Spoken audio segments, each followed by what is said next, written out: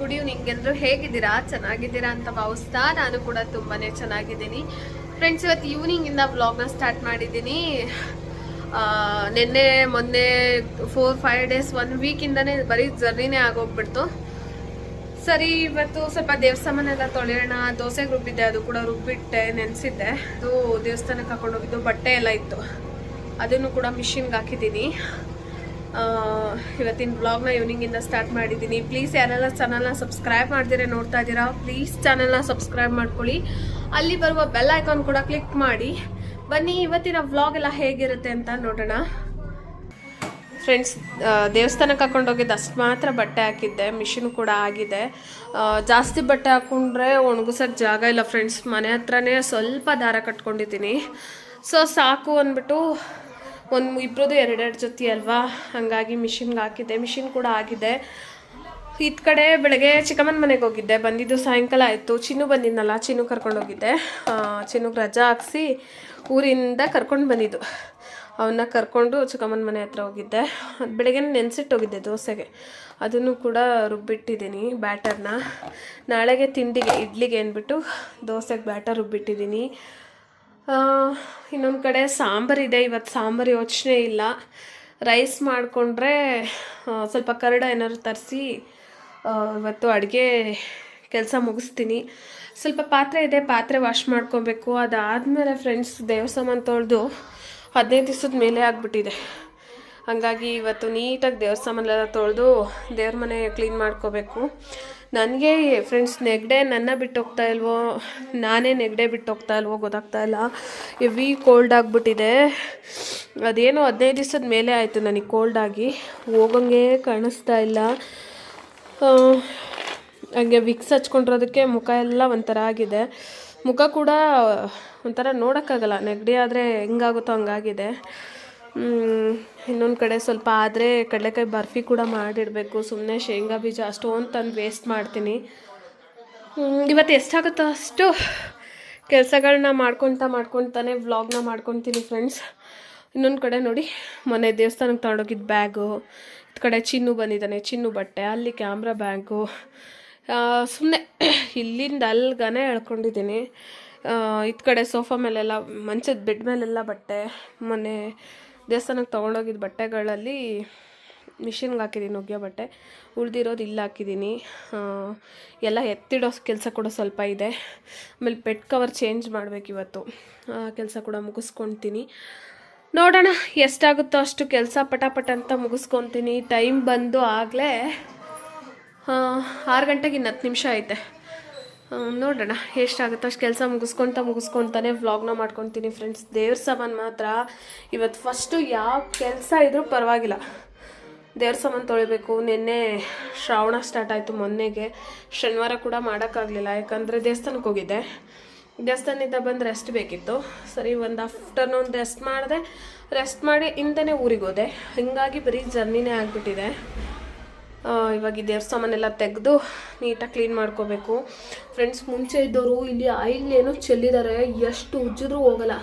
ಇವತ್ತು ಅಲ್ಲಿಗೆ ಆ್ಯಸಿಡ್ ತೊಗೊಂಬಂದು ಇದ್ಬಿಟ್ಟು ಉಜ್ಜಿ ಕ್ಲೀನ್ ಮಾಡ್ಕೋಬೇಕು ಫ್ರೆಂಡ್ಸ್. ಈ ಮನೆಗೆ ಬಂದಮೇಲೆ ಅಲ್ಲಿ ಗಲೀಜು ಇಲ್ಲಿ ಗಲೀಜು ಅಂತ ಹೆಚ್ಚು ಕಮ್ಮಿ ಆ್ಯಸಿಡ್ನೇ ಒಂದು 3-4 ಲೀಟ್ರ್ ತರಿಸಿ ಉಯ್ದಿದ್ದೀನಿ. ಇನ್ನೂ ಆ ಗಲೀಜು ನನ್ನ ಬಿಟ್ಟು ಹೋಗ್ತಾ ಇಲ್ವೋ, ನಾನೇ ಗಲೀಜನ್ನ ಬಿಟ್ಟು ಹೋಗ್ತಾ ಇಲ್ವೋ ಗೊತ್ತಾಗ್ತಾ ಇಲ್ಲ. ಎಲ್ಲ ಕಡೆ ಗಲೀಜು ಫ್ರೆಂಡ್ಸ್. ನಿಜವಾಗ್ಲೂ ನಾನು ಮುಂಚೆ ಇದ್ದಿದ್ದ ಮನೆ ನಿದ್ದೆಲ್ಲೂ ಕೂಡ ನೆನೆಸ್ಕೋಬೇಕು, ಅಷ್ಟು ಕ್ಲೀನಾಗಿ ಇಟ್ಕೊಂಡಿದ್ರು ಮುಂಚೆ.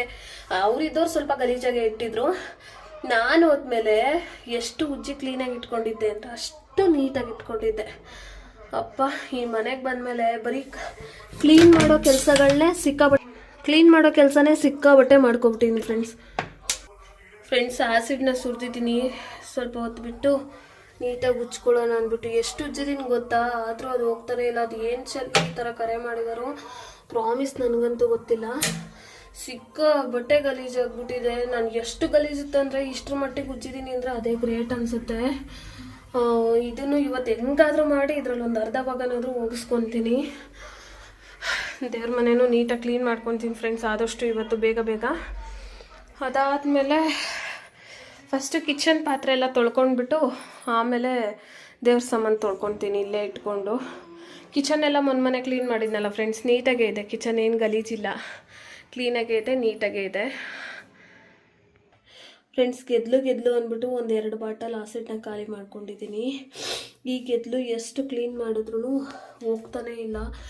ಓನರ್ಗೆ ಹೇಳಿದ್ರೆ ತುಂಬ ಥಂಡಿದೆಯಲ್ವಾ, ಬಿಸಿಲಿಲ್ವಲ್ಲ, ಹಂಗಾಗಿ ಬರ್ತಿದೆ ಅಂತಾರೆ. ಬಟ್ ಇದು ಕೆಲವರು ಒಳ್ಳೇದಕ್ಕೆ ಬರುತ್ತೆ ಅಂತಾರೆ, ಇನ್ನು ಕೆಲವರು ಕೆಟ್ಟದಕ್ಕೆ ಬರುತ್ತೆ ಅಂತಾರೆ.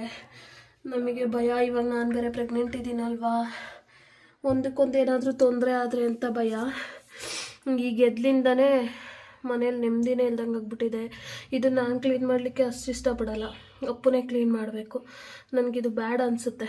ಹಾಗಾಗಿ ಅಪ್ಪು ಕ್ಲೀನ್ ಮಾಡಬೇಕು ಅಂದರೆ ಅವ್ರು ಡ್ಯೂಟಿಗೆ ಹೋಗ್ತಾರೆ. ಸಿಕ್ಕೋ ಟೈಮ್ನಲ್ಲಿ ಇದನ್ನೇ ಮಾಡ್ಕೊಂಡು ಕೂತ್ಕೊಂಡ್ರೆ ಅವ್ರಿಗೆ ರೆಸ್ಟ್ ಇಲ್ದಂಗೆ ಆಗುತ್ತೆ.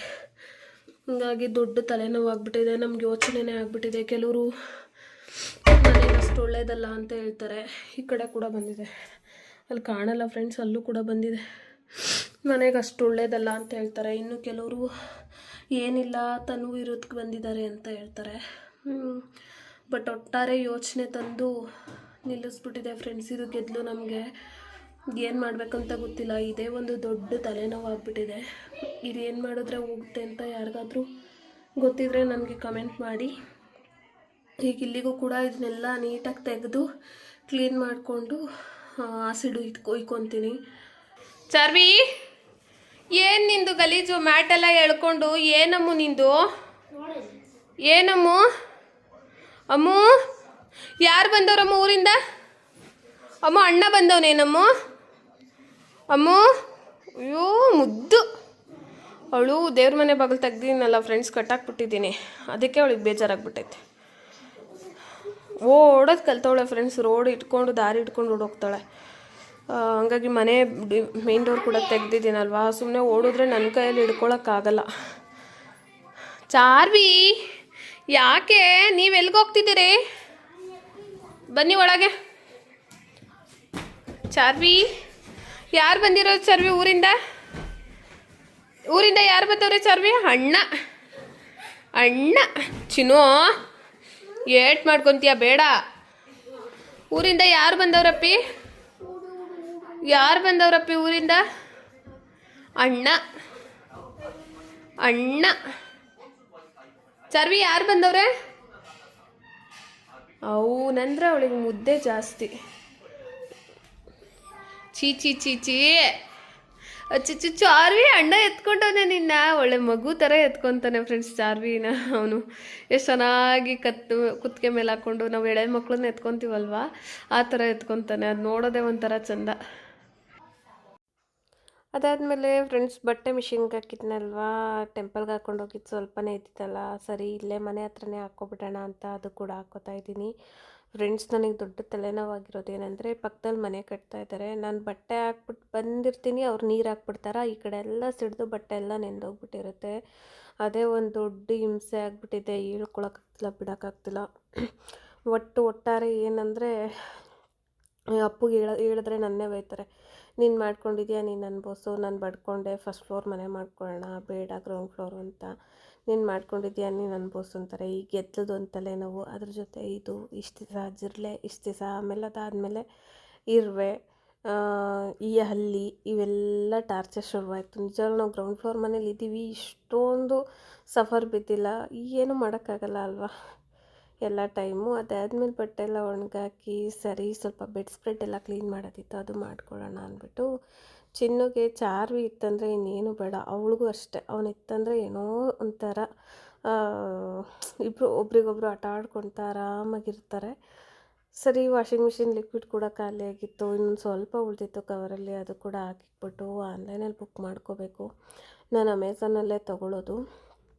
ಏನೊಂದು ಐಟಮ್ ಖಾಲಿ ಆದರೂ ಅಷ್ಟೇ ಫ್ರೆಂಡ್ಸ್, ಅವಾಗಿಂದ ಫಿಲ್ ಮಾಡಿಕೊಂಡ್ರೆ ನಮಗದು ಕೆಲಸ ಅಂತ ಅನಿಸಲ್ಲ. ಎಲ್ಲ ಒಂದೇ ದಿವಸ ನಾವು ರೇಷನ್ ತೊಗೊಂಬಂದು ಒಂದೇ ದಿವಸ ಫಿಲ್ ಮಾಡ್ಕೊತೀವಿ ಅಂತ ಹೋದಾಗ ಅದೇ ಒಂದು ಕೆಲಸ ಆಗಿ ಹೋಗ್ಬಿಡುತ್ತೆ. ಅವತ್ತು ಏನು ಖಾಲಿಯಾಗಿರುತ್ತೆ ಅದನ್ನು ಅವಾಗೇ ಫಿಲ್ ಮಾಡ್ಕೊಂಡು ಬಿಡ್ತೀನಿ. ನನಗೆ ಅಷ್ಟೊಂದು ಕೆಲಸ ಅಂತ ಅನಿಸಲ್ಲ ಆವಾಗ. ಹಾಗೆ ಲಿಕ್ವಿಡ್ ಎಲ್ಲ ಖಾಲಿಯಾಗಿತ್ತು, ಅದು ಕೂಡ ಸ್ವಲ್ಪ ಹಾಕಿಡೋಣ. ಅದಾದಮೇಲೆ ಬಟ್ಟೆಗಳನ್ನೆಲ್ಲ ಬೆಡ್ ಮೇಲೆಲ್ಲ ಎಳೆದಿದ್ರು, ಅದೆಲ್ಲ ಎತ್ತಿಟ್ಬಿಟ್ಟು ಬೆಡ್ ಸ್ಪ್ರೆಡ್ನ ತೆಗಿಬೇಕಾಗಿತ್ತು ಫ್ರೆಂಡ್ಸ್. ಬೆಡ್ ಸ್ಪ್ರೆಡ್ ಹಾಕಿ ಒಂದು ತಿಂಗಳು ಮೇಲೆ ಆಗಿದೆ.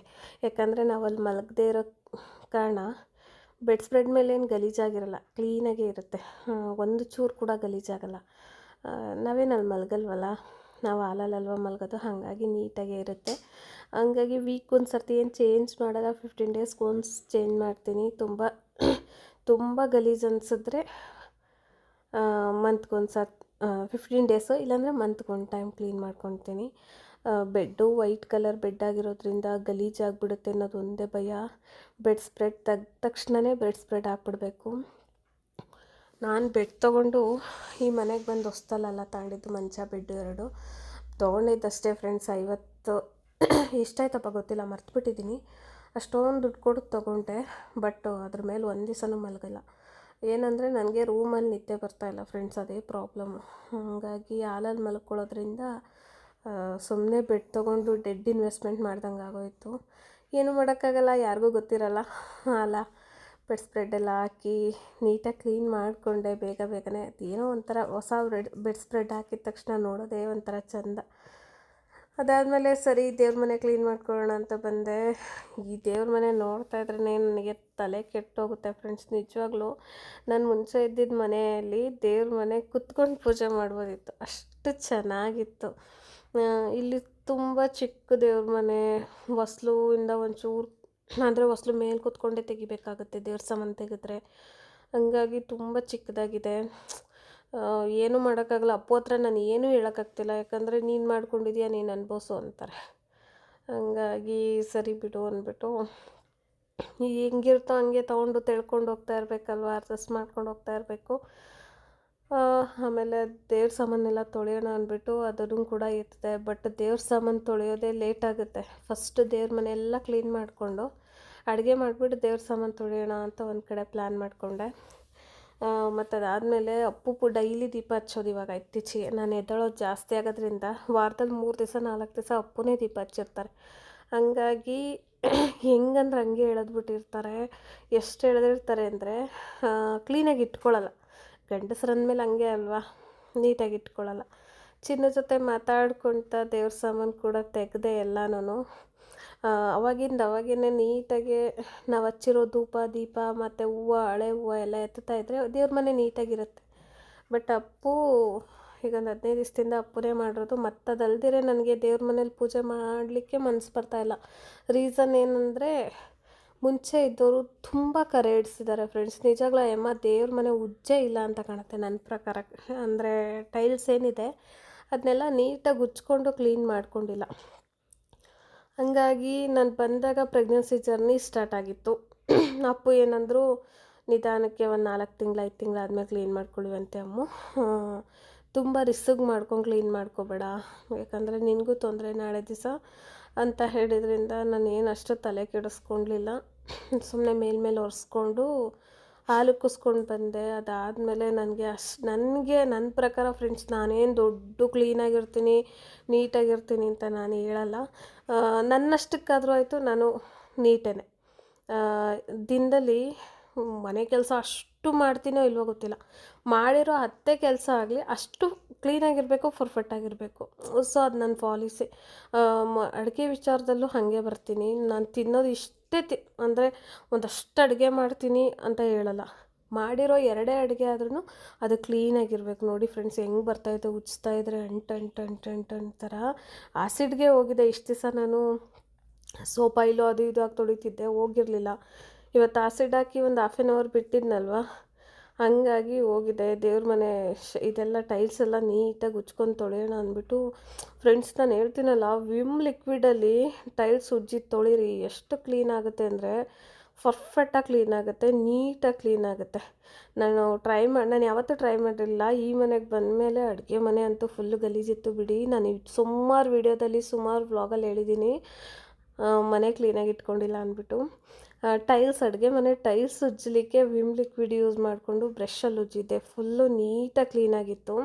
ಅದಾದಮೇಲೆ ಸರಿ ದೇವ್ರ ಮನೆಯಲ್ಲಂತೂ ಈ ಧೂಪ ಹಚ್ಚಿರೋ ಕಪ್ಪು ಮಾರ್ಕ್ ಬರುತ್ತಲ್ಲ ಫ್ರೆಂಡ್ಸ್, ಏನಂತಾರೆ ಹೊಗೆ ಮಾರ್ಕೆಲ್ಲ ಹೋಗಿಸ್ಲಿಕ್ಕೂ ಸರಿ ಹೋಗುತ್ತೆ ಅಂದ್ಬಿಟ್ಟು ಹಾಕ್ಕೊಂಡು ಉಜ್ತಾ ಇದ್ದೀನಿ ಫ್ರೆಂಡ್ಸ್. ಉಜ್ತಾ ಇದ್ದೀನಿ. ಹತ್ತತ್ರ ಒಂದು 3/4 ಟು 1 ಅವರು ದೇವ್ರ ಮನೆ ಟೈಲ್ಸ್ನ ಉಜ್ಜಿದ್ದೀನಿ. ಉಜ್ದಂಗೆ ಬರ್ತಾನೆ ಇದೆ ಫ್ರೆಂಡ್ಸ್. ಯಾವ ಥರ ಅಂದರೆ ಮಸಿ ಥರ ಒಂಥರ ಬ್ಯಾಡ್ ಫೀಲ್ ಆಗುತ್ತೆ ನಿಜವಾಗ್ಲೂ. ನಾನಾಗಿರೋದು ಕ್ಲೀನ್ ಮಾಡಿದ್ದೀನಿ. ಬೇರೆ ಯಾರಾದರೂ ಆಗಿದ್ದಿದ್ರೆ ಇಲ್ಲಪ್ಪ ನನ್ನ ಕೈಯಲ್ಲಿ ಆಗಲ್ಲ, ಯಾರನ್ನಾರು ಕರೆಸಿ ಕ್ಲೀನ್ ಮಾಡು ಅಂತ ಹೇಳೋರು. ನಾನು ಆ್ಯಕ್ಚುಲಿ ಮಾಡ್ತಾ ಇರಲಿಲ್ಲ ಅನಿಸುತ್ತೆ. ಏನಂದರೆ ನನ್ನದೇ ತಪ್ಪಿದೆ. ಅವತ್ತು ಆ ಥರ ಬಿದ್ದಿದ್ದು ನಾನೇ ಅಲ್ವಾ. ಹಾಗಾಗಿ ಹೇಳೋಕ್ಕೋದ್ರೆ ಅಪ್ಪು ಬೈತಾರೆ. ಸರಿ ಅಂದ್ಬಿಟ್ಟು ನೀಟಾಗಿ ಉಜ್ಕೊಂಡು ಕ್ಲೀನ್ ಮಾಡಿಕೊಂಡೆ. ಅಪ್ಪು ಇಷ್ಟೆಲ್ಲ ಕೆಲಸ ಒಂದೇ ದಿವಸ ಮಾಡ್ಕೋಬೇಡ, ಬೇಬಿ ಕ್ಯಾರಿ ಮಾಡ್ತಿದ್ದೀಯಾ, ಒಂದೇ ಸಮನೆ ಇರಲ್ಲ, ಯಾಕೆ ಬೇಕು ನಿನಗೆ ಇದೆಲ್ಲ ಅಂತಾರೆ. ಬಟ್ ನನಗೆ ನನ್ನ ಸ್ಯಾಟಿಸ್ಫ್ಯಾಕ್ಷನ್ಗೆ ನಾನಿನ್ನು ಡೈಲಿ ದೀಪ ಹಚ್ಬೇಕಲ್ವಾ. ಇಷ್ಟು ದಿವಸ ಏನೋ ಮುಗ್ದೋಯ್ತು, ಇನ್ಮೇಲೆ ಡೈಲಿ ವಾರ ಮಾಡಬೇಕು, ದೀಪ ಹಚ್ಬೇಕು. ನನ್ನ ಸ್ಯಾಟಿಸ್ಫ್ಯಾಕ್ಷನ್ಗೆ ನಾನು ಉಜ್ಕೊಂಡು ಕ್ಲೀನ್ ಮಾಡಿಕೊಂಡೆ. ಎಷ್ಟು ನಿಜವಾಗ್ಲೂ ಫ್ರೆಂಡ್ಸ್ ಇದೇ ಕೆಲಸ ಎಷ್ಟೊತ್ತು ಮಾಡಿದೆ ಅಂದರೆ ತುಂಬ ಹೊತ್ತು ಹಿಡಿತು. ನನಗೆ ಸಮಾಧಾನ ಆಗೋವರೆಗೂ ಉಜ್ಜಿ ಕ್ಲೀನ್ ಮಾಡಿದ್ರೇ ಸಮಾಧಾನ ಅನಿಸೋದು. ವಿಮ್ ಲಿಕ್ವಿಡಲ್ಲಿ ಒಂದು ಸರ್ತಿ ಟೈಲ್ಸ್ ಕ್ಲೀನ್ ಮಾಡಿ ಎಷ್ಟು ನೀಟಾಗಿ ಕ್ಲೀನ್ ಆಗುತ್ತೆ. ಬೇಕಂದರೆ ಒಂದು ಸರ್ತಿ ಟ್ರೈ ಮಾಡಿ. ಡ್ರೈ ವಿಮ್ ಲಿಕ್ವಿಡ್ ಹಾಕ್ಕೊಂಡು ಸ್ವಲ್ಪ ಬ್ರಷ್ನ ನೆನೆಸ್ಕೊಂಬಿಟ್ಟು ಅಂದರೆ ವಿಮ್ ಲಿಕ್ವಿಡ್ ಡೈರೆಕ್ಟಾಗಿ ಹಾಕ್ಕೊಂಡು ಉಜ್ಜಬೇಕು. ತುಂಬಾ ಚೆನ್ನಾಗಿ ಕ್ಲೀನ್ ಆಗುತ್ತೆ ಟೈಲ್ಸ್ ಎಲ್ಲ. ಅದಾದಮೇಲೆ ಫ್ರೆಂಡ್ಸ್ ಬಾಗಿಲು ವಿಚಾರಕ್ಕೆ ಬಂತಂದರೆ ನಿಜವಾಗ್ಲೂ ನನ್ನ ಲೈಫಲ್ಲೇ ನಾನು ಯಾವತ್ತೂ ಬಾಗಿಲೆಲ್ಲ ಅಷ್ಟು ಬ್ಯಾಡಾಗಿ ನಾನು ಇಟ್ಕೊಂಡಿಲ್ಲ. ಬಾಗಿಲು ವಿಚಾರದಲ್ಲಿ ಕಪ್ಪಗಾಗ್ಬಿಟ್ಟಿದೆ ಫ್ರೆಂಡ್ಸ್. ಅಂದರೆ ಏನು ಬಾಗಿಲಲ್ಲಿ ಹಾಕಿದ್ದಾರಲ್ಲ ಗ್ಲಾಸು, ಅದು ಧೂಪದ ಹೊಗೆ ಆಗಿ ಅಂಟು ಥರ ಆಗಿತ್ತು. ಅದು ಉಜ್ಕೊಂಡು ಎಲ್ಲನೂ ಕ್ಲೀನ್ ಮಾಡಿಕೊಂಡು ಒಂದು ಕಡೆಯಿಂದ ಕ್ಲೀನ್ ಮಾಡ್ಕೊಳ್ಳೋದೇ ದೊಡ್ಡ ಕೆಲಸ ಆಗೋಯ್ತು ನೋಡಿ. ಆ್ಯಕ್ಚುಲಿ ಈ ಕಡೆ ಟ್ರಾನ್ಸ್ಪರೆಂಟ್ ಇಲ್ಲ, ಅದು ಚೆನ್ನಾಗಿರುತ್ತೆ, ನೀಟಾಗಿ ಆಗುತ್ತೆ ಉಜ್ಜಿದ್ರೆ. ಬಟ್ ಒಂದೇ ಸರ್ತಿ ಉಜ್ಜಿ ಕಳಿಯೋಕ್ಕಂತೂ ಆಗಲಿಲ್ಲ ನನ್ನ ಕೈಯಲ್ಲಿ. ಅದಾದಮೇಲೆ ಚಿನ್ನು ಜೊತೆ ಮಾತಾಡ್ಕೊತ ಅವ್ನು ಸ್ವಲ್ಪ ತೀಟೆ ಆಡ್ತಿದ್ದ. ಏನಕ್ಕೆ ಅಂದರೆ ಚಾಕ್ಲೇಟ್ ವಿಷಯಕ್ಕೆ. ಚಾಕ್ಲೇಟ್ ಜಾಸ್ತಿ ತಿನ್ನಬೇಡ ಚಿನ್ನು ಅಂತ ಇಲ್ಲ ನಾನು ತಿಂತೀನಿ ಅಂತ ಅವನು ತುಂಬ ತೀಟೆ ಆಡ್ಕೊಳ್ತಾ ಇದ್ದ. ಸರಿ ಅಂದ್ಬಿಟ್ಟು ನಿಮ್ಮಪ್ಪ ಬಂದಾಗ ಹೇಳ್ತೀನಿ, ಕಂಪ್ಲೇಂಟ್ ಮಾಡ್ತೀನಿ, ಅದು ಮಾಡ್ತೀನಿ ಇದು ಮಾಡ್ತೀನಿ ಅಂದ್ಕೊಂಡು ಅವನ ಜೊತೆ ಮಾತಾಡ್ತಾವನಿ ಚಿಂಟು ಹಾಕಿ ಕೊಟ್ಕೊಂಡು. ಇನ್ನು ಸಂಡೇ ಅಲ್ವಾ, ಯಾವ ಸೀರಿಯಲ್ಲು ಬರಲ್ಲ ನನಗೆ, ಹಾಗಾಗಿ ಅವನಿಗೆ ಚಿಂಟು ಹಾಕಿ ಕೊಟ್ಬಿಟ್ಟು ಚಾರ್ವಿ ಕಟ್ಬಿಟ್ಟು ನೀಟಾಗಿ ಕ್ಲೀನ್ ಮಾಡ್ಕೊಳ್ತಾ ಬಂದೆ. ಅದಾದಮೇಲೆ ಅಪ್ಪು ಬಂದುಬಿಡ್ತಾರೆ. ಇನ್ನು ಅಡುಗೆ ಮಾಡಬೇಕು ಅಂತಲೂ ಕೆಲಸ ಬೇರೆ ಇತ್ತಲ್ವ. ಸರಿ ಬೇಗ ಮುಗಿಸ್ಕೊಳ್ಳೋಣ ಅಂತ ಹೇಳ್ಬಿಟ್ಟು ಈ ಕೆಲಸನೂ ಮುಗಿಸ್ಕೊಳ್ತಾ ಇದ್ದೀನಿ ಫ್ರೆಂಡ್ಸ್. ಎಲ್ಲನೂ ನೀಟಾಗಿ ಉಜ್ಕೊಂಡಾದ್ಮೇಲೆ ಒಂದು ಡ್ರೈ ಒಣ ಬಟ್ಟೆ ತೊಗೊಂಡ್ಬಿಟ್ಟು ನೀಟಾಗಿ ಒರೆಸ್ಕೊಂಡ್ರೆ ಟೈಲ್ಸು ನಿಜವಾಗ್ಲೂ ಮಿಂಚುತ್ತವೆ, ಅಷ್ಟು ನೀಟಾಗಿ ಕ್ಲೀನ್ ಆಗುತ್ತೆ. ಅದಾದಮೇಲೆ ಹ್ಯಾಂಡಲ್ಸ್ ಆಗ್ಬೋದು, ಅವೆಲ್ಲನೂ ನೀಟಾಗಿ ಕ್ಲೀನ್ ಮಾಡಿಕೊಂಡೆ, ಒರೆಸ್ಕೊಂಡೆ. ಅಂದರೆ ಡೋರಲ್ಲಿರೋ ಹ್ಯಾಂಡಲ್ ಆಗ್ಬೋದು, ಅವೆಲ್ಲನೂ ನೀಟಾಗಿ ಕ್ಲೀನ್ ಮಾಡಿಕೊಂಡೆ. ನೀಟಾಗಿ ಡ್ರೈ ಬಟ್ಟೆ ತಂದು ಒತ್ತಿ ಒರೆಸೋದ್ರಿಂದ ನೀಟಾಗಿ ಕ್ಲೀನ್ ಕೂಡ ಆಗುತ್ತೆ, ನೋಡೋಕ್ಕೂ ಕೂಡ ಒಂದು ಒಳ್ಳೆ ಲುಕ್ ಬರುತ್ತೆ ಟೈಲ್ಸು. ಹಾಗಾಗಿ ಎಲ್ಲ ಉಜ್ಜಿ ತೊಳೆದು ಹಸಿ ಬಟ್ಟೆ ಒರೆಸಿ ಆದಮೇಲೆ ಒಣ ಬಟ್ಟೆಯಿಂದ ಕೂಡ ನೀಟಾಗಿ ಕ್ಲೀನ್ ಮಾಡ್ಕೊಳ್ತಾ ಬಂದೆ. ಕ್ಲೀನ್ ಮಾಡಿದ್ಮೇಲೆ ಎಷ್ಟು ಸಮಾಧಾನ ಅಂದರೆ ನನಗೆ ದೇವ್ರ ಮನೆ ನೋಡ್ತಾ ಇದ್ರೇ ಎಷ್ಟೋ ಸಮಾಧಾನ ಆಯಿತು. ಆಮೇಲೆ ಅಂದ್ಕೊಂಡೆ ಇನ್ಮೇಲೆ ಪೂಜೆ ಮಾಡ್ಲಿಕ್ಕೆ ಬೇಜಾರಾಗಲ್ಲ ನನಗೆ ಅಂತ ಹೇಳ್ಬಿಟ್ಟು ನನಗೆ ನಾನೇ ಸಮಾಧಾನ ತಗೊಂಡು ದೇವ್ರ ಸಾಮಾನು ತೊಳೆಯೋಣ ಇನ್ನು ಅಂದ್ಬಿಟ್ಟು ಮಾತಾಡ್ಕೊತ ನನಗೆ ನಾನೇ ಅಪ್ಪು ಜೊತೆ ಚಿನ್ನು ಜೊತೆ ಮಾತಾಡಿಕೊಂಡು ನಿಮ್ಮಪ್ಪ ಬರೋದು ಇನ್ನೂ ಲೇಟ್ ಆಗುತ್ತೆ ಅಂತ ಹೇಳ್ಬಿಟ್ಟು ಅವನ ಜೊತೆ ಹೇಳ್ಕೊಂತ ಕ್ಲೀನ್ ಮಾಡ್ಕೊತಾ ಇದ್ದೆ. ಅವನು ಅವರಪ್ಪ ಬರೋದನ್ನೇ ಸಿಕ್ಕಾಬಟ್ಟೆ ಕಾಯ್ತಾ ಇದ್ದೆ. ಎಷ್ಟಂದರೆ ಇವಾಗ ನಮ್ಮಪ್ಪ ಇವಾಗ ಬರ್ತಾರಾ ಅಂತ. ಫ್ರೆಂಡ್ಸ್ ಈಗಲೂ ಕೂಡ ಕ್ಲೀನ್ ಮಾಡ್ತಿರ್ಲಿಲ್ಲ, ಹಬ್ಬ ಬೇರೆ ಹತ್ರ ಬಂತಲ್ವ, ನನಗೆ ಫುಲ್ಲು ಸುಸ್ತು ಫ್ರೆಂಡ್ಸ್. ಅಷ್ಟು ಉಜ್ಜಿ ಕ್ಲೀನ್ ಮಾಡಿದ್ದಕ್ಕೇ 2-3 ದಿವಸ ಫುಲ್ಲು ರೆಸ್ಟ್ ಮಾಡಿದ್ದೀನಿ. ಕೈಯು ಫುಲ್ಲು ಪೇಯ್ನ್ ಬಂದುಬಿಡ್ತು. ಯಾವ ಥರ ಅಂದರೆ ಕೈ ಎತ್ತಕ್ಕೆ ಆಗ್ತಾಯಿಲ್ಲ, ಆ ಥರ ಪೇಯ್ನ್ ಬಂತು. ಒಂದು 2-3 ದಿವಸ ಸುಮ್ಮನೆ ರೆಸ್ಟ್ ಮಾಡ್ದಂಗಾಯಿತು. ಅಪ್ಪು ಅದೇ ಹೇಳ್ತಾಯಿದ್ರು, ಚೆನ್ನಾಗಿತ್ತಂದರೆ ನಿನ್ನ ಆಗಲ್ಲ, ಏನಾದರೂ ಆಯ್ತಂದರೆ ನೋಡೋಕ್ಕಾಗಲ್ಲ ಕಣ್ಣಲ್ಲಿ. ನಿನ್ಗೆ ಎಷ್ಟು ಹೇಳಿದ್ರೆ ಅಷ್ಟೇ, ಒಂದೇ ದಿವಸ ಯಾವ ಕೆಲಸ ಮಾಡ್ಕೊಬೇಡ ಅಮ್ಮ ಅಂತ 1000 ದಿವಸ ಹೇಳ್ತೀನಿ, ಆದರೂ ಹಾಗೆ ಮಾಡ್ತೀಯ, ಮಾಡ್ಬಿಟ್ಟು ಹಿಂಗೆ ಅನ್ಭವಿಸ್ತೀಯ, ನನ್ನ ಕಣ್ಣಲ್ಲಿ ನೋಡೋಕ್ಕಾಗಲ್ಲ ಅಂತ ಹೇಳ್ತಾಯಿದ್ರು. ಏನಂದರೆ ಅವರು ಡ್ಯೂಟಿಗೆ ಹೋಗಿ ಬಂದಿರ್ತಾರೆ, ಅವರು 10 ಅವರ್ಸ್ ಡ್ಯೂಟಿ ಮಾಡ್ಕೊಂಬಂದಿರ್ತಾರೆ. ಬಂದಾದಮೇಲೆ ಅವ್ರಿಗೆ ರೋದನೆ ಕೊಡ್ತಾ ಇರ್ತೀನಿ, ನನಗೆ ಅಲ್ಲಿ ಪೇಯ್ನು ಇಲ್ಲಿ ಪೇಯ್ನು, ಅದು ನೋವು ಇದು ನೋವು ಅಂದ್ಬಿಟ್ಟು. ನೋಡಿ ಎಷ್ಟು ನೀಟಾಗಿ ಕ್ಲೀನಾಗಿದೆ ಅಂತ, ತುಂಬ ಚೆನ್ನಾಗಿ ಕ್ಲೀನ್ ಆಯಿತು. ಫ್ರೆಂಡ್ಸ್, ಬಾಡಿಗೆ ಮನೆ ಆಗ್ಬೋದು, ಸ್ವಂತ ಮನೆ ಆಗ್ಬೋದು. ಸ್ವಂತ ಮನೆ ಕಟ್ಟಿಸಿದಾಗ ಬಾಡಿಗೆ ಮನೆ ವ್ಯಾಲ್ಯೂ ಗೊತ್ತಾಗುತ್ತೆ. ನಿಜವಾಗ್ಲೂ ಫ್ರೆಂಡ್ಸ್, ನಾನು ಬಾಡಿಗೆ ಮನೆ ಅಂತ ಯಾವತ್ತೂ ಟ್ರೀಟ್ ಮಾಡಲ್ಲ. ನಾನು ಬೆಂಗಳೂರಿಗೆ ಬಂದು ನನ್ನ ಮದುವೆ ಆಗಿ 10 ವರ್ಷ. 10 ವರ್ಷದಿಂದ ಇಲ್ಲಿವರೆಗೂ ನಾನಿರೋದೆಲ್ಲ ಬಾಡಿಗೆ ಮನೆಯಲ್ಲೇ. ನಿಜವಾಗ್ಲೂ ನಾನು ಹೋಗಿರೋ ಮನೆ ನನ್ನ ಮನೆ ಅಂತಲೇ ನಾವು ಟ್ರೀಟ್ ಮಾಡಿ ಇರ್ತೀವಿ. ನಾವು ಹೋಗೋವರೆಗೂ ಅದು ನಮ್ಮದೇ ಮನೆ. ನಾವು ಖಾಲಿ ಮಾಡಿ ಬೇರೆ ಮನೆಗೆ ಹೋಗೋವರೆಗೂ ಅದು ನಮ್ಮದೇ ಮನೆ ಅಂತ ಟ್ರೀಟ್ ಮಾಡ್ಕೊಂಡಿರ್ತೀವಿ. ಯಾವತ್ತೂ ಕೂಡ ಅದು ಅವ್ರ ಮನೆ, ನಾವು ಯಾಕೆ ಹಂಗೆ ಇಕ್ಕೋಬೇಕು ಅಂತ ಯಾವತ್ತೂ ಟ್ರೀಟ್ ಮಾಡಬಾರ್ದು. ಯಾಕಂದರೆ ನಾವಿರೋ ಅಷ್ಟು ದಿವಸ ನಮಗೆ ಕ್ಲೀನಾಗಿರಬೇಕು, ನಮಗೆ ನೀಟಾಗಿರಬೇಕು. ನಾವಿರೋ ಅಷ್ಟು ದಿವಸ ಅದು ನಮ್ಮದೇ ಮನೆ ಆಗಿರುತ್ತೆ. ಹಂಗಾಗಿ ನೀಟಾಗಿ ಇಟ್ಕೊಳ್ಳಿ. ಬಾಡಿಗೆ ಮನೆ ಅಂತ ಹೇಳ್ಬಿಟ್ಟು ಸೆಡ್ಡೆಯಿಂದ ಇಟ್ಕೊಳ್ಳೋಕೆ ಹೋಗ್ಬೇಡಿ. ನೆಕ್ಸ್ಟ್ ಬಂದವ್ರು ನಿಜವಾಗ್ಲೂ ಕ್ಲೀನಾಗಿರೋರಾದರೆ ಬಾಯಿಗೆ ಬಂದಂಗೆ ಬೈಕೊತಾರೆ. ಈ ಥರ ಎಲ್ಲ ಏನಕ್ಕೆ ಇಟ್ಕೊತಾರೆ, ಮನುಷ್ಯರುಗಳಲ್ವಾ, ಅದಲ್ವಾ ಇದಲ್ವಾ, ಹೆಂಗಸ್ರುಗಳಿರಲಿಲ್ವಾ, ಹಂಗೆಲ್ಲ ಬೈಕೊತಾರೆ. ಸೊ ನಾವಿರೋವರೆಗೂ ನಮ್ಮದೇ ಮನೆ ಅಂತ ಹೇಳಿ ಇಟ್ಕೊಳ್ಳಿ. ಏನಂದರೆ ಓನರು ಒಂದೊಂದು ಅಂದರೆ ಬಾಡಿಗೆ ಮನೆ ರೆಂಟ್ ಓನರ್ಗಳು ಒಂದು ಕಲ್ಲು ಹಾಕಿಸ್ಬೇಕಾದ್ರೂ ಅವ್ರಿಗೆ ಗೊತ್ತಿರುತ್ತೆ ಅವ್ರು ಎಷ್ಟು ಕಷ್ಟ ಬಿದ್ದಿರ್ತಾರೆ ಅಂತ. ಎಷ್ಟು ಕಷ್ಟ ಬಿದ್ದು, ಎಷ್ಟು ನೋವು ತಿಂದು ಒಂದು ಕಲ್ಲು ಹಾಕಿಸ್ಬೇಕಾದ್ರಾಗ್ಬೋದು, ಒಂದು ಪೇಂಟ್ ಮಾಡಿಸ್ಬೇಕಾರಾಗ್ಬೋದು, ಒಂದು ಇಟ್ಟಿಗೆ ತರಲಿಕ್ಕಾಗ್ಬೋದು. ಆ ಮನೆ ಸ್ಟಾರ್ಟಿಂಗ್ ಪಾಯ ಹಾಕ್ದಾಗಿಂದ ಎಂಡಿಂಗು ಮುಗಿಯೋವರೆಗೂ ಒಂಥರ ಮಗು ಹೆಂಗೆ ನಾವು ಹೊಟ್ಟೆಲಿ ಹುಟ್ಟಿದ ಮಗುನ ಕಣ್ಮುಂದೆ ಸಾಕಿ ಬೆಳೆಸ್ತೀವೋ ಆ ಥರ ಆಗೋಗ್ಬಿಡುತ್ತೆ ಅವ್ರದ್ದು. ಇದು ಎಲ್ಲ ಕಣ್ಮುಂದೆ ನೋಡಿ ತಂದು ಕಷ್ಟ ಬಿದ್ದು ಸಫರ್ ಬಿದ್ದು ಒಂದೊಂದು ವಸ್ತು ತೊಗೊಬೇಕಾದ್ರೂ ಎಷ್ಟು ಕಷ್ಟ ಬಿದ್ದಿರ್ತಾರೆ ಅಂದರೆ, ಯಾರೂ ದುಡ್ಡಿಟ್ಕೊಂಡೇ ಮನೆ ಕಟ್ಸಲ್ಲ ಫ್ರೆಂಡ್ಸ್. ಎಲ್ಲರೂ ಕಷ್ಟ ಬಿದ್ದೇ ಕಟ್ಸಿರ್ತಾರೆ. ಅದನ್ನು ಬಾಡಿಗೆ ಮನೆ ಅಂತ ಟ್ರೀಟ್ ಮಾಡ್ತೀರಿ. ನಾವಿರೋವರೆಗೂ ನಮ್ಮ ಮನೆ ಅಂತ ಟ್ರೀಟ್ ಮಾಡ್ಕೊಂಡು ಇಟ್ಕೊಳ್ಳಿ. ಬಾಡಿಗೆ ಮನೆ ಅಂತ ಹೋದಾಗಲೇ ಈ ಥರ ಎಲ್ಲ ಆಗೋದು. ನಿಜವಾಗ್ಲೂ ಫ್ರೆಂಡ್ಸ್, ನನ್ನ ಸಲಹೆ ಏನಂದರೆ, ಯಾವತ್ತೂ ನಾವಿರೋವರೆಗೂ ನಮ್ಮದೇ ಮನೆ. ಬೆಂಗಳೂರಲ್ಲಿರೋರಿಗೆ ಹೇಳ್ತಾ ಇರೋದು, ನಾವು ಹೋದಂಥ ಕಾಲಕ್ಕೆ ಅದು ಬೇರೆಯವ್ರ ಮನೆ, ಓನರ್ ಮನೆ. ನೀಟಾಗಿ ಇಟ್ಕೊಳ್ಳಿ. ನಮಗೆಷ್ಟು ನಮ್ಮ ಮನೇಲಿ ಒಂದು ಏನಾದರೂ ನಾವು ಕಟ್ಸಿರೋ ಮನೇಲಿ ನಮ್ದು ಏನಾದರೂ ಒಂದು ಕಲ್ಲು ಹೊಡೆದೋಯ್ತು, ಇನ್ನೊಂದಾಯಿತು, ಮತ್ತೊಂದಾಯಿತು ಅಂದಾಗ ನಾವೆಷ್ಟು ಸಫರ್ ಬೀಳ್ತೀವೋ ನಿಜವಾಗ್ಲೂ ಅವರು ಮನೆ ಕಟ್ಟಿಸಿರ್ತಾರಲ್ವ ಓನರ್ಗಳು, ಅವರು ಕೂಡ ಅಷ್ಟೇ ಸಫರ್ ಬೀಳ್ತಾರೆ. ಯಾಕಂದರೆ ಸುಮ್ಮನೆ ಅಂತೂ ಯಾವುದು ಬರಲ್ಲ. ಬೆಂಗಳೂರಲ್ಲಿ ಜೀವನ ಮಾಡೋದೇ ಕಷ್ಟ. ಅಂಥದ್ರಲ್ಲಿ ಏನೂ ಕೂಡ ಬರಲ್ಲ. ಏನಾದರೂ ಒಂದು ಕಲ್ಲು ತೊಗೊಬೇಕು ಅಂದ್ರೂ ಇಷ್ಟು ದೊಡ್ಡ ಮನೆಗೆ ಒಂದು ಕಲ್ಲು ಹಾಕಿಸ್ತವ್ರೆ ಅಂದರೆ ಲಕ್ಷ ಬಂಡವಾಳ ಹಾಕಿರ್ತಾರೆ. ಹಂಗಾಗಿ ಆದಷ್ಟು ನೀಟಾಗಿ ಇಟ್ಕೊಳ್ಳಿಕ್ಕೆ ಟ್ರೈ ಮಾಡಿ. ಅದಾದಮೇಲೆ ನಾನು ದೇವ್ರ ಮನೇಲಿ ಇಟ್ಟಿರೋ ಫೋಟೋಗಳನ್ನೆಲ್ಲ ಹೆಂಗಂದ್ರೆ ಹಂಗೆ ಮೆಸ್ಸಿಯಾಗಿ ಇಟ್ಕೊಂಡಿದ್ದೆ. ಯಾಕಂದರೆ ನನ್ನ ಕೈಯಲ್ಲಿ ಆಗ್ತಿರ್ಲಿಲ್ಲ ಈ ಮನೆಗೆ ಬಂದಾಗ. ಅದರಿಂದ ಮೇಲ್ಗಡೆ ತಗ್ಲಾಕೋಣ ಒಂದು ಫೋಟೋ ಕೆಳಗಡೆ ಇಟ್ಕೊಳ್ಳೋಣ ಅಂತ ಹೇಳ್ಬಿಟ್ಟು ಪ್ಲ್ಯಾನ್ ಮಾಡಿ ಅಮೆಝಾನಿಂದ ಹುಕ್ಕಗಳನ್ನ ತರಿಸಿದ್ದೆ, ಸ್ಟಿಕ್ಕರ್ ಹುಕ್ಕಗಳನ್ನ. ಅವನ್ನ ಹಾಕ್ಬಿಟ್ಟು 1-2 ಫೋಟೋ ಮೇಲ್ಗಡೆ ತಗ್ಲಾಕ್ತಾಯಿದ್ದೀನಿ. ಗೋವಿಂದನ ಫೋಟೋ ಒಂದನ್ನು ಇದರ ಮೇಲೆ ಸ್ಟ್ಯಾಂಡ್ ಐತಲ್ಲ ಕಲ್ಲಿಂದು ಟೈಲ್ ಸ್ಟ್ಯಾಂಡ್ ಮೇಲೆ ಇಟ್ಕೊಂಡು ಅದ್ರ ಮೇಲೆ ಪೂಜೆ ಕೊಡೋಣ ಅಂತ ಹೇಳಿ ಪ್ಲ್ಯಾನ್ ಮಾಡಿ ಇವತ್ತು ಹೆಂಗೂ ನೀಟಾಗಿ ಕ್ಲೀನ್ ಮಾಡಿದ್ದೀನಿ. ಮಿಣ ಮಿಂಚೋ ಥರ ಮಾಡಿದ್ದೀನಿ ಅಂದ್ಬಿಟ್ಟು 1-2 ಹುಕ್ಕಗಳನ್ನ ಹಾಕಿ ಫೋಟೋಗಳನ್ನ ಪ್ಲ್ಯಾನ್ ಮಾಡಿ ಹಾಕ್ತಾಯಿದ್ದೆ. ನಾನು ಅಂದ್ಕೊಂಡೆ ಮೊದಲಿಗೆ ನಮ್ಮ ಊರು ದೇವರು ಕರಿಯಮ್ಮಂದು ಮತ್ತು ಬನಶಂಕರಮ್ಮನ ಫೋಟೋ ಹಾಕೊಳ್ಳೋಣ ಅಂತ ಅಂದ್ಕೊಂಡಿದ್ದೆ. ಬಟ್ ಅದು ಮೇಲೆ ಕೆಳಗೆ ಆಗೋಯ್ತು. ಹಂಗಾಗಿ ರಾಘವೇಂದ್ರ ಸ್ವಾಮಿ ಫೋಟೋ ಇತ್ತು ನನ್ನ ಹತ್ರ. ರಾಘವೇಂದ್ರ ಸ್ವಾಮಿ ಫೋಟೋ ಮತ್ತು ನಮ್ಮೂರು ಬನಶಂಕರಮ್ಮ ಫೋಟೋ ಎರಡನ್ನೂ ಹಾಕ್ತೆ. ನಮ್ಮೂರದು ಗ್ರಾಮದೇವತೆ ಫೋಟೋ ತಂದು ನಮ್ಮ ರೂಮಲ್ಲಿ ಬೆಳಗ್ಗೆ ಎದ್ದ ತಕ್ಷಣ ನೋಡಲಿಕ್ಕೆ ಅಂದ್ಬಿಟ್ಟು ರೂಮಿಗೆ ಹಾಕ್ಕೊಂಡೆ.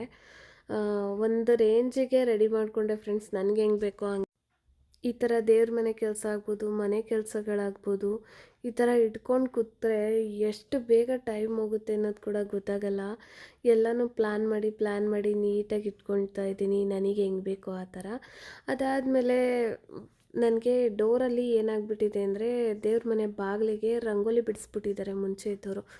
ನನಗದು ಇಷ್ಟ ಇಲ್ಲ. ನಾವು ರಂಗೋಲಿ ಬಿಟ್ಕೊಂಡು ಹೂವು ಇಟ್ಟು ಪೂಜೆ ಮಾಡೋದಕ್ಕಿಂತ ಈ ಥರ ರಂಗೋಲಿ ಬಿಟ್ಟಿರೋದು ಅಷ್ಟು ಚೆನ್ನಾಗಿ ಲುಕ್ ಬರಲ್ಲ. ನಾವು ಅದೇ ಡೈಲಿ ಒರೆಸ್ಕೊಂಡು ಅರಿಶಿನ ಹಚ್ಚಿ ರಂಗೋಲಿ ಹಾಕಿ ಪೂಜೆ ಮಾಡಿದ್ರೆ ಎಷ್ಟು ಮುದ್ದಾಗಿ ಅಂದರೆ ಸುಂದರವಾಗಿ ಕಾಣುತ್ತೆ. ಹಾಗಾಗಿ ಅಪ್ಪುಗೆ ಫೋನ್ ಮಾಡಿ ಹೇಳೋಣ, ಒಂದು ಪೇಂಟ್ ಡಬ್ಬ ತರಲಿಕ್ಕೆ ನೀಟಾಗಿ ಪೇಂಟ್ ಮಾಡಿಬಿಟ್ಟು ಬಿಟ್ಬಿಡೋಣ, ಯೆಲ್ಲೋ ಕಲರ್ ಪೇಂಟು. ಅದಾದಮೇಲೆ ನಾವು ಅದ್ರ ಮೇಲ್ಗಡೆ ನಾವು ರಂಗೋಲಿ ಬಿಟ್ಕೊಂಡು ಕುಂಕುಮ ಅರಿಶಿನ ಇಟ್ಕೊಂಡು ಪೂಜೆ ಮಾಡ್ಕೊಳ್ಳಿಕ್ಕೆ ಸರಿ ಹೋಗುತ್ತೆ ಅಂತ ಹೇಳಿ ಚಿನ್ನು ಜೊತೆ ಅದೇ ಹೇಳ್ತಾ ಇದ್ದೆ. ನಿಮ್ಮ ಅಪ್ಪಂಗೆ ಫೋನ್ ಮಾಡಿ ಹೇಳಬೇಕು ಚಿನ್ನು, ಯೆಲ್ಲೋ ಕಲರ್ದು ಒಂದು ಪೇಂಟ್ ಡಬ್ಬ ತರಲಿಕ್ಕೆ ನಾನೇ ಕೂತ್ಕೊಂಡು ನೀಟಾಗಿ ಪೇಂಟ್ ಮಾಡ್ಕೊತೀನಿ ಅಂತ. ಫ್ರೆಂಡ್ಸ್ ಚಿನ್ನು ಬ್ಯಾಂಗ್ಳೂರಿಗೆ ಬಂದರೆ ಚಿಂಟು ಮತ್ತು ಚಾರ್ವಿ ಇತ್ತಂದರೆ ಬೇರೆ ಲೋಕನೇ ಬೇಡ.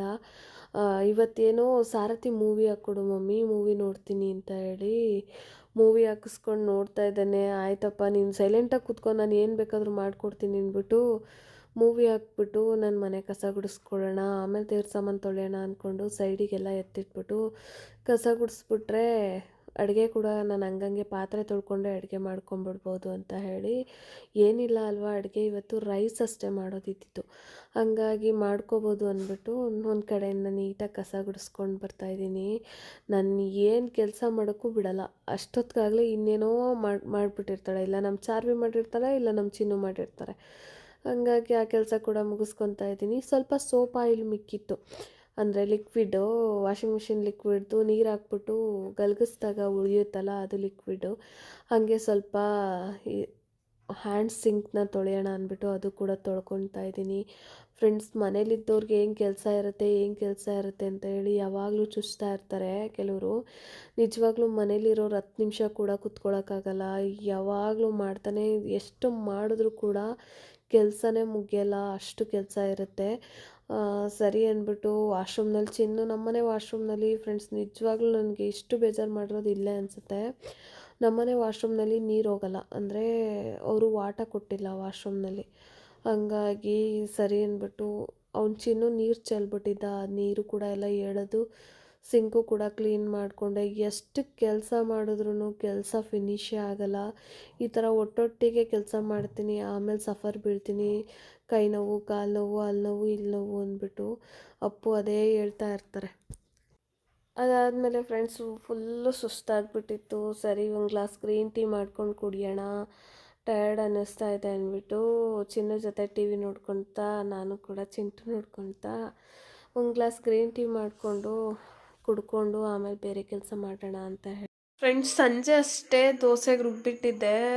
ಚಿನ್ನು ನನಗೆ ಇಡ್ಲಿ ಬೇಕು ಅಂತ ಹೇಳಿ ಹಠ ಮಾಡ್ತಾ ಇದ್ದಾನೆ. ನಾನು ಇಡ್ಲಿ ಆರ್ ದೋಸೆ ಎರಡಕ್ಕೂ ಸಪ್ಪನ ಒಂದೇ ಸರ್ತಿನೇ ರುಬ್ಕೊಳ್ಳೋದು. ಅವನು ಹಠ ಮಾಡ್ತಾ ಇದ್ದಾನೆ. ಸರಿ, ನಾವು ಡ್ಯಾಡಿ ಬರೋದು 10:30 ಆಗುತ್ತೆ, ಅದರಿಂದ ಸ್ವಲ್ಪ ಸೊಪ್ಪನ್ನ ಎತ್ಕೊಂಡು ಅವ್ನಿಗೆ ಆಗೋಷ್ಟು ಸೊಪ್ಪನ್ನ ಎತ್ಕೊಂಡು ಸ್ವಲ್ಪ ಸಾಲ್ಟು ಮತ್ತು ಸ್ವಲ್ಪ ಸೋಡಾ ಹಾಕಿದ್ದೀನಿ. ಅದು ಹೆಂಗೆ ಬರುತ್ತೋ ಅಂತ ನನಗೂ ಗೊತ್ತಿರಲಿಲ್ಲ, ಮತ್ತು ನನ್ನ ಫ್ರೆಂಡ್ನ ಕೇಳಿದೆ ಹೆಂಗೆ ಮಾಡ್ಬೋದು ಅಂತ. ಈ ಥರ ಮಾಡಿಕೊಡು ಚೆನ್ನಾಗಿರುತ್ತೆ, ಸೊ ಅರ್ಜೆಂಟಿಗೆ ಆಗುತ್ತೆ ಅಂತ ಹೇಳಿದ್ರು.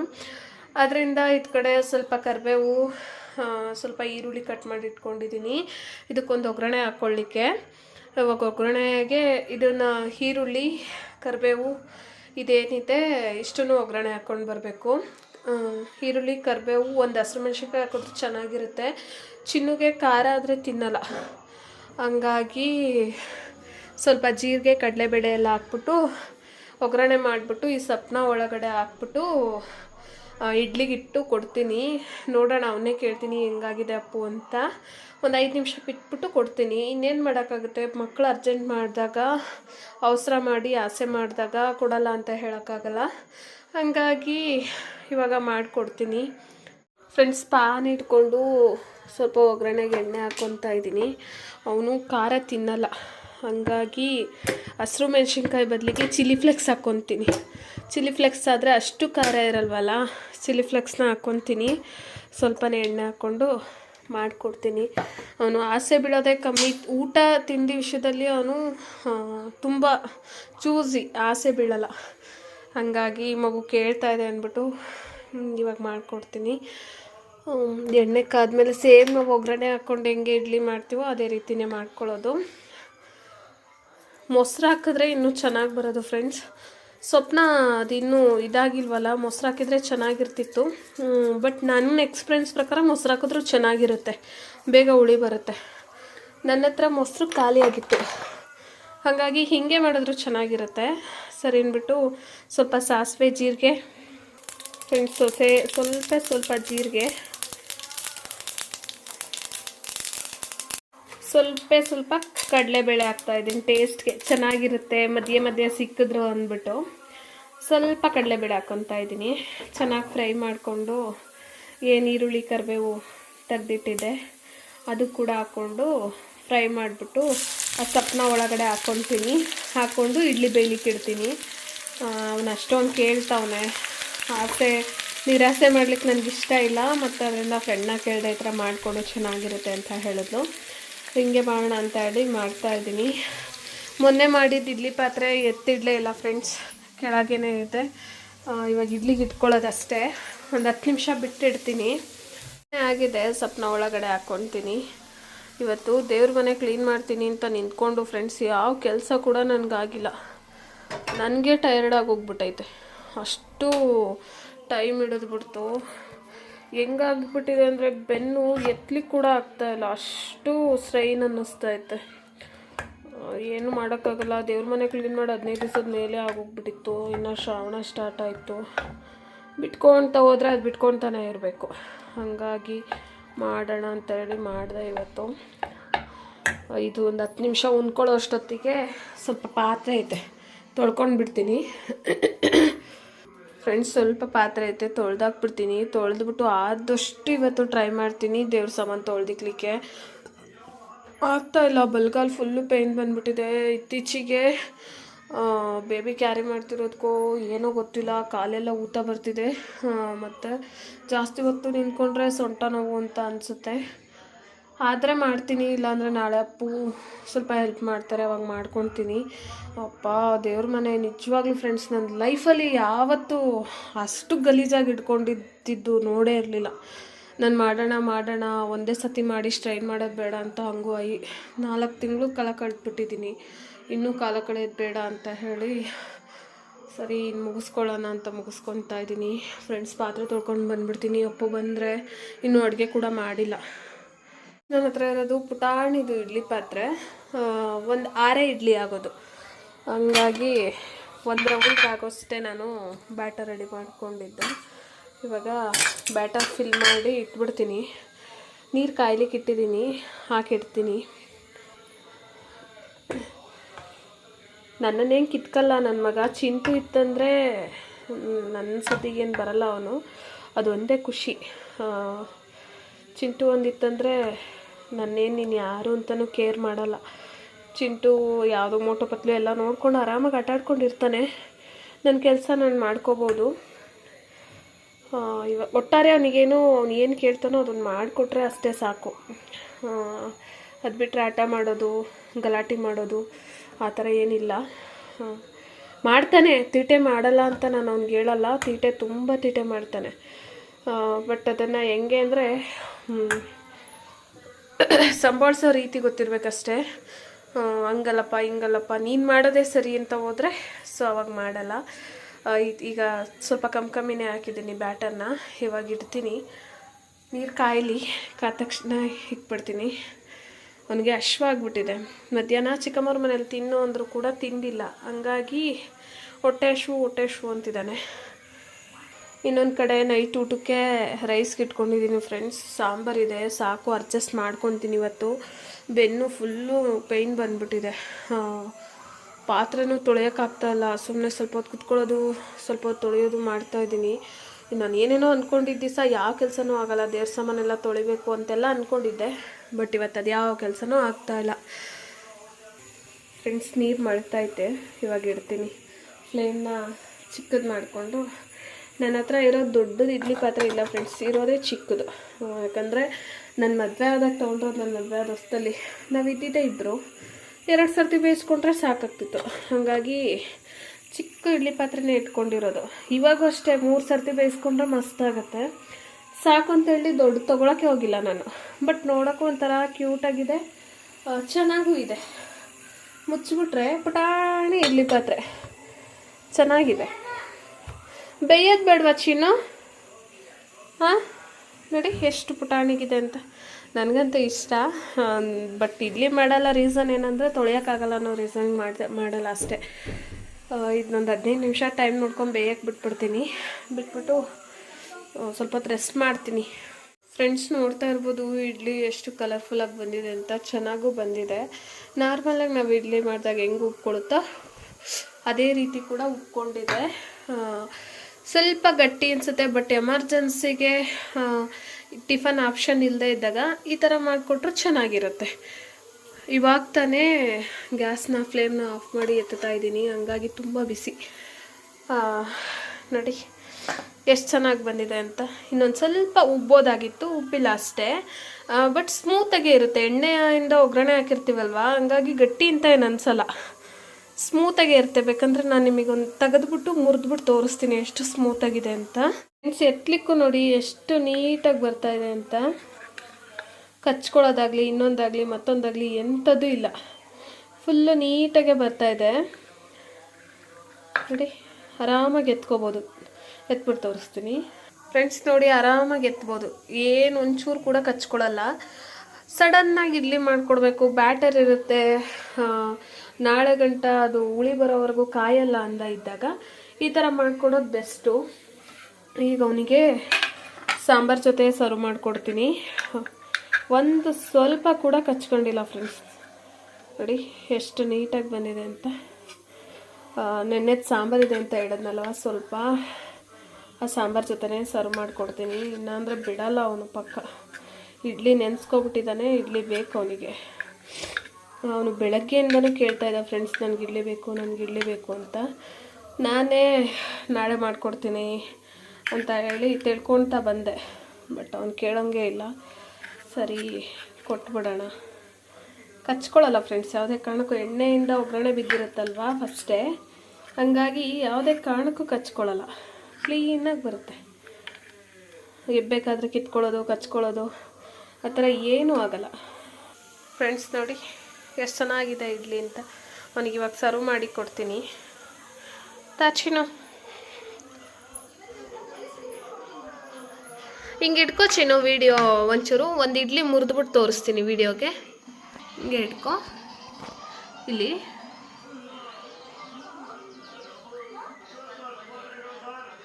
ಫ್ರೆಂಡ್ಸ್ ನೋಡ್ತಾ ಇರ್ಬೋದು, ಯಾವುದೇ ಥರ ಗಟ್ಟಿ ಅಂತ ಏನು ಅನ್ಸಲ್ಲ ನೋಡಿ, ಸ್ಮೂತಾಗೆ ಬಂದಿದೆ.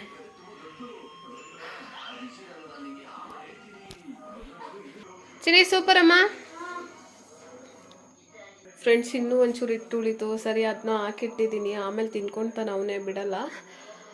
ದೇವ್ರ ಸಾಮಾನು ತೊಳಿಲಿಕ್ಕೆ ಹಾಕೊಂಡಿದ್ದೀನಿ. ಇವಾಗ ಸಿಂಕೆಲ್ಲ ನೀಟಾಗಿ ಕ್ಲೀನ್ ಮಾಡಿ ಇಕ್ಕಿದ್ದೀನಿ. ದೇವ್ರ ಸಾಮಾನು ತೊಳೆದಿಟ್ಟೆ ಮಲಗಬೇಕು, ಎಷ್ಟೊತ್ತಾದರೂ ಆಯಿತು. ನಾಳೆ ಶ್ರಾವಣ ಸೋಮವಾರ ಪೂಜೆ ಮಾಡ್ಕೊಳ್ಳೋಣ ಅಂತ ದೇವ್ರ ಸಾಮಾನು ತೊಳೆದಿಟ್ಟು ಕಿಚನೆಲ್ಲ ನೀಟಾಗಿ ಕ್ಲೀನ್ ಮಾಡಿಬಿಟ್ಟು ಮಲಗ್ತೀನಿ ಫ್ರೆಂಡ್ಸ್. ಎಷ್ಟೊತ್ತಾದರೂ ಪರವಾಗಿಲ್ಲ, ಬ್ಯಾಕ್ ಅದೆಷ್ಟು ಪೇಯ್ನ್ ಬಂದರೂ ಪರವಾಗಿಲ್ಲ ಫ್ರೆಂಡ್ಸ್. ನಾನಿಲ್ಲಿ ದೇವ್ರ ಸಾಮಾನು ತೊಳಿಲಿಕ್ಕೆ ಹ್ಯಾಪಿ ಪ್ಲ್ಯಾನೆಟ್ ಅವ್ರದ್ದು ಕಾಪರ್ ಕ್ಲೀನರ್ನ ತೊಗೊಂಡಿದ್ದೀನಿ. ತುಂಬ ಚೆನ್ನಾಗಿ ಕ್ಲೀನ್ ಆಗುತ್ತೆ. ನಾನು ತೊಳೆದಾದ್ಮೇಲೆ ತೋರಿಸ್ತೀನಿ ಎಷ್ಟು ಚೆನ್ನಾಗಿ ಕ್ಲೀನ್ ಆಗಿದೆ ಅಂತ. ನೋಡಿ 15 ದಿವಸ ಆಗಿದೆ, ಎಷ್ಟು ಗಲೀಜಾಗಿದೆ ದೇವ್ರ ಸಾಮಾನು. ಇದರಿಂದ ತೊಳೆಯೋದ್ರಿಂದ ಫುಲ್ಲು ನೀಟಾಗಿ ಕ್ಲೀನ್ ಆಗುತ್ತೆ. ತೊಳೆದಾದ್ಮೇಲೆ ನಿಮ್ಗೊಂದು ಸತಿ ನಾನು ತೋರಿಸ್ತೀನಿ ಫ್ರೆಂಡ್ಸ್. ನೋಡ್ತಾ ಇರ್ಬೋದು ದೇವ್ರ ಸಾಮಾನು ಎಷ್ಟು ನೀಟಾಗಿ ಪಳ ಅನ್ನಂಗಾಗಿದೆ. ಇವಾಗ ಸ್ವಲ್ಪ ಹೊತ್ತು ರೆಸ್ಟ್ ಮಾಡೋಣ ಅಂದ್ಕೊಂಡೆ, ಬಟ್ ರೆಸ್ಟ್ ಮಾಡ್ತೀನಿ ಅಂತ ಹೋದರೆ ಸೋಂಬೇರಿ ಬಿದ್ದೋಗ್ತೀನಿ. ಪಾಪುಗೆ ಇಡ್ಲಿ ಮಾಡಿರೋದೆಲ್ಲ ಎತ್ತಾಕ್ಬಿಟ್ಟು ತೊಳೆಯೋದಕ್ಕೆ ಸ್ವಲ್ಪ ನೆನ್ಕೊಳ್ಳುತ್ತೆ. ನಾನು ಇದನ್ನು ದೇವ್ರ ಸಾಮಾನೆಲ್ಲ ಒರೆಸಿ ಎತ್ತಿಟ್ಟು ಬರೋ ಅಷ್ಟೊತ್ತಿಗೆ ಇಡ್ಲಿ ಮಾಡಲಿಕ್ಕೆ ಏನೆಲ್ಲ ಎತ್ತಿಕ್ಕೊಂಡಿದ್ದೆ ಅದೆಲ್ಲ ನೆನ್ಕೊಂಡಿರುತ್ತೆ. ಆಮೇಲೆ ತೊಳೆಯೋದಕ್ಕೂ ಈಸಿ ಆಗುತ್ತೆ. ಹಾಗಾಗಿ ಇವನ್ನ ತೊಳೆಯೋಕೆ ಹಾಕ್ಬಿಟ್ಟು ದೇವ್ರ ಸಾಮಾನು ಒರೆಸಿ ಎತ್ತಿಟ್ಬಿಡ್ತೀನಿ ದೇವ್ರ ಮನೆಗೆ. ಆ ಕೆಲಸನೂ ಮುಗ್ದೋಗ್ಬಿಡುತ್ತೆ. ಇಲ್ಲ ಅಂದರೆ ಅದಲ್ಲೇ ಇರುತ್ತೆ. ನೆನೆಯೋಕೆ ಹಾಕ್ಬಿಟ್ರೆ ಚೆನ್ನಾಗಿ ನೆನ್ಕೊಂಡಿರುತ್ತೆ, 5 ನಿಮಿಷಕ್ಕೆ ತೊಳೆದಾಕ್ಬಿಡ್ಬೋದು. ಇಲ್ಲಾಂದರೆ ಗಟ್ಟಿ ಆಗಿಬಿಡುತ್ತೆ ಫುಲ್ಲು. ನೀರು ಬಿಟ್ಟು ಚೆನ್ನಾಗಿ ನೆನೆಸ್ಬಿಡ್ತೀನಿ.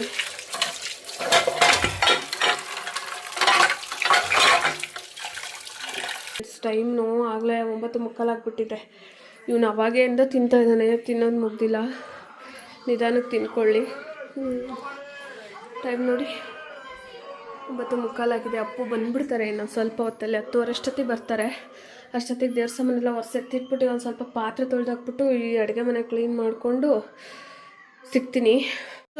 ದೇವ್ರ ಸಾಮಾನ ತೊಳೆದೇಟ್ಗೆ ನಾವು ಒರೆಸಿ ನೀಟಾಗಿ ಎತ್ತಿಡೋದ್ರಿಂದ ಯಾವುದೇ ಥರ ವಾಟರ್ ಮಾರ್ಕ್ಸ್ ಕೂಡ ಇರಲ್ಲ. ಆಮೇಲೆ ಒಂದು ವಾರ ಆದ್ರೂ ಫ್ರೆಶ್ ಆಗಿ ಇವಾಗ ತೊಳೆದಿರೋ ರೀತಿ ಇರುತ್ತೆ. ನಾವು ಹಿಂಗೆ ಸವ್ರ್ಕೊಳ್ಳಿ ಅಂತ ಬಿಟ್ಟರೆ ದೇವ್ರ ಸಾಮಾನು ಅಷ್ಟು ನೋಡೋಕ್ಕೆ ಚೆನ್ನಾಗಿರಲ್ಲ.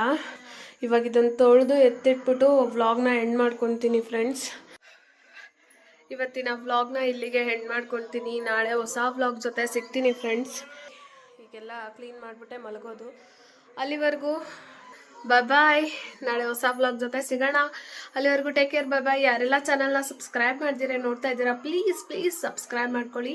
ಪಕ್ಕದಲ್ಲಿ ಬರುವ ಬೆಲ್ ಐಕನ್ ಕೂಡ ಕ್ಲಿಕ್ ಮಾಡಿ. ನಿಮ್ಮ ಫ್ರೆಂಡ್ಸ್ ಆ್ಯಂಡ್ ಫ್ಯಾಮಿಲಿ ಕೂಡ ಶೇರ್ ಮಾಡಿ. ನನ್ನ ವಿಡಿಯೋ ಏನಾದರೂ ಸ್ವಲ್ಪನಾದರೂ ನಿಮ್ಗೆ ಇಷ್ಟ ಆಗಿತ್ತಂದರೆ ವಿಡಿಯೋಗೆ ಲೈಕ್ ಮಾಡೋದನ್ನ ಮರಿಬೇಡಿ ಆಯಿತಾ. ಸಿಗುವ ನಾಳೆ ಹೊಸ ವ್ಲಾಗ್ ಜೊತೆ. ಅಲ್ಲಿವರೆಗೂ ಟೇಕ್ ಕೇರ್. ಬಾಯ್.